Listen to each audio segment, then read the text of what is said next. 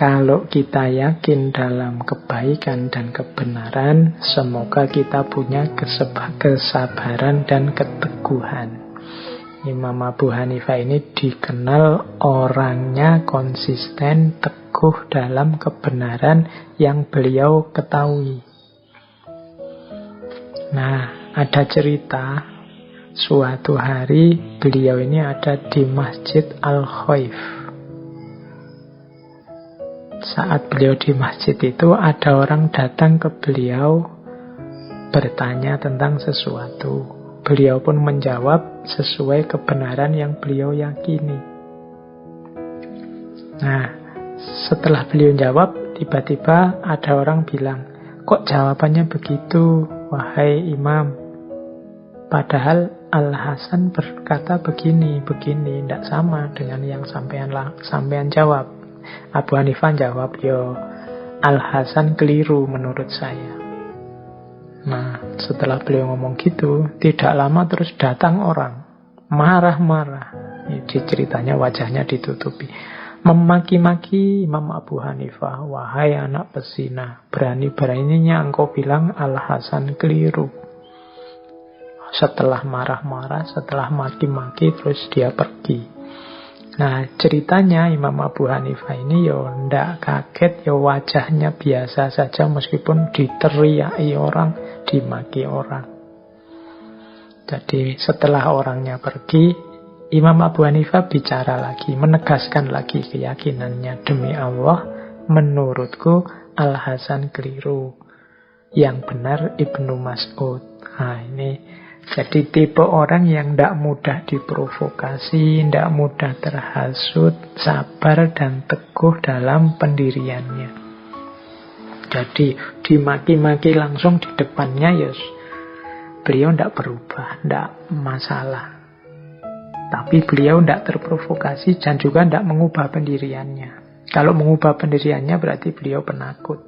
Tidak, beliau tetap teguh dengan pendiriannya. Orangnya pergi, tetap dia bilang, tetap menurut saya Al-Hasan yang salah dan Ibnu Mas'ud yang benar. Ini mungkin tentang satu masalah tertentu. Mungkin Al-Hasan di sini seorang tokoh yang mungkin dikagumi, sehingga ketika ada yang mengkritik, ada yang marah. Tapi Imam Abu Hanifah tetap dengan sikapnya yang teguh, sabar, tapi juga tidak mudah terprovokasi. Ini juga menurut saya pelajaran yang penting dalam kita menjalani hidup hari ini, yang berseliweran caci maki, tidak sekedar kritik, berseliweran kritikan-kritikan pedas, kadang tidak mengarah, kritik yang tidak mencerdaskan, tapi kritik yang menghancurkan. Nah, itu sikap-sikap seperti yang dilakukan oleh Imam Abu Hanifah ini menurut saya penting bagi kita untuk dipedomani. Baik, sekarang kita lanjutkan dengan nasihat-nasihat beliau. Jadi kalau tadi kan hikmah-hikmah dari beberapa fragmen kehidupan beliau. Sekarang kita lanjutkan dengan nasihat-nasihat beliau. Yang pertama, ini nasihat beliau kepada murid utama beliau, Yusuf bin Khalid As-Simani. Ini nasihat kepada Yusuf bin Khalid As-Simani saat muridnya ini akan terjun mengabdi ke tengah masyarakat. Ya, nasihatnya panjang, sebenarnya saya potong beberapa saja untuk menggambarkan bagaimana cara menghadapi masyarakat yang dinasihatkan oleh Imam Abu Hanifah kepada Yusuf bin Khalid. Katanya Imam Abu Hanifah antara lain begini: jika engkau salah dalam berinteraksi dengan masyarakat, mereka akan menjadi musuhmu, sekalipun mereka adalah bapak dan ibumu. Tetapi jika engkau berinteraksi dengan baik, sekalipun mereka bukan kerabatmu, mereka akan menjadi seperti bapak dan ibumu. Ini yang pertama menasehati, ya karena kita ini hidup di tengah masyarakat, ya kita harus berinteraksi dengan baik di tengah masyarakat, dengan masyarakat.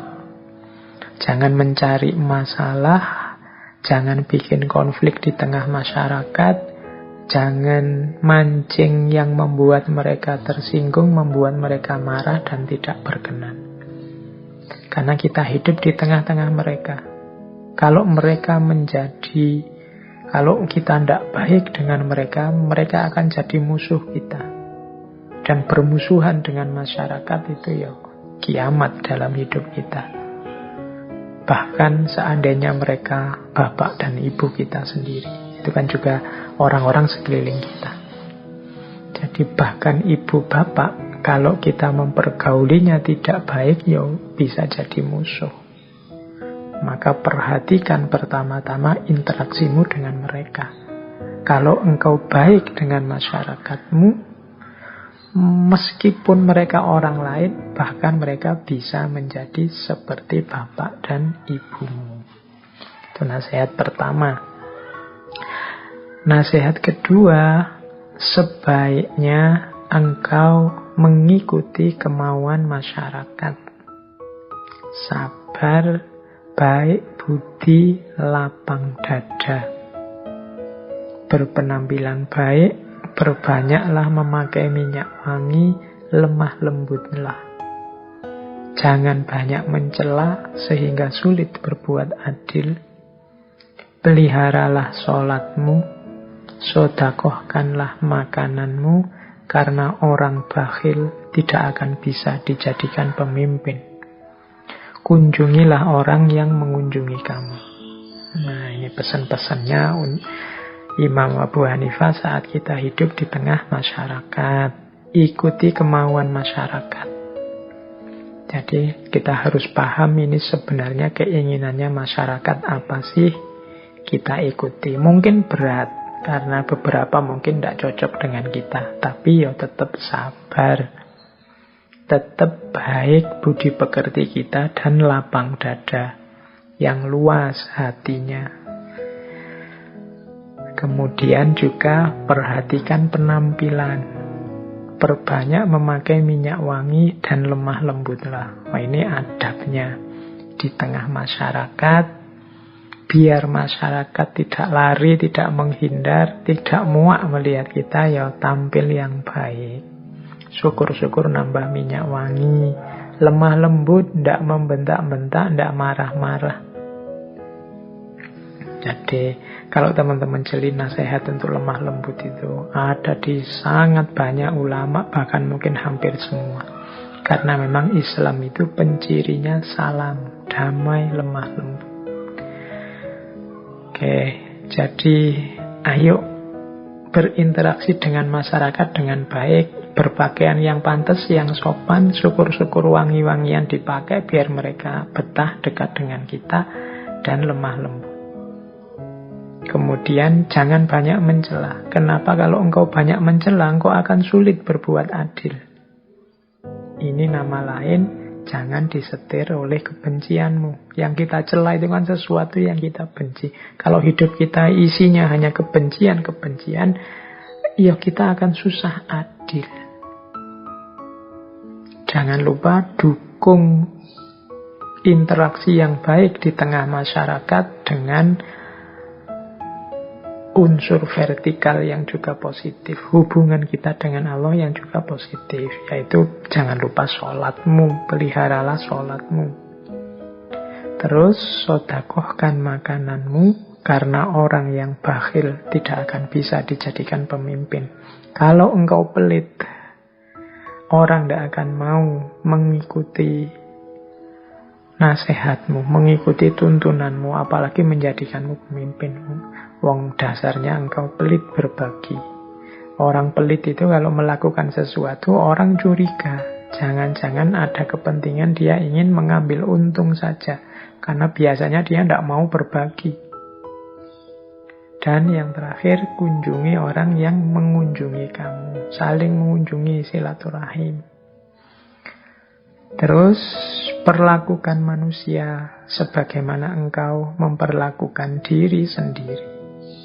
Ridholah seperti engkau ridho terhadap dirimu sendiri. Jangan membebani manusia sesuatu yang tidak mereka bebankan kepadamu. Kedepankanlah niat baik kepada mereka. Pakailah kejujuran, buanglah kecongkaan. Jauh-jauh. Jangan sekali-sekali engkau berkhianat, walaupun mereka mengkhianatimu. Pegang teguhlah kesetiaan dan takwa, maka Allah akan selalu bersamamu. Ini sebenarnya saya tidak perlu menjelaskan detail satu-satu. Insya Allah teman-teman saya baca saja sudah ngerti ya. Perlakukan manusia sebagaimana engkau memperlakukan dirimu. Kalau engkau tidak mau dimaki orang, kalau engkau sakit, dikritik orang secara semena-mena, hanya untuk menghancurkanmu, maka jangan engkau mengkritik orang semena-mena hanya untuk menghancurkannya. Kalau engkau tidak suka orang mengkhianatimu, jangan engkau khianati dia.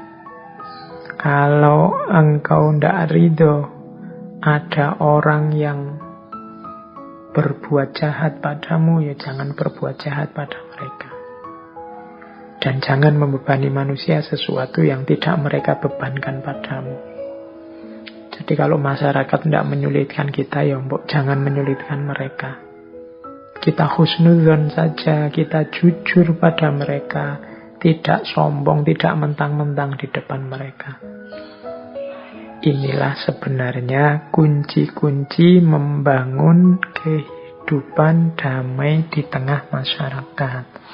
Ya kalau semua anggota masyarakat memakai prinsip-prinsip ini, ya insya Allah nanti kehidupan bersama kita di tengah masyarakat juga nyaman, aman, produktif.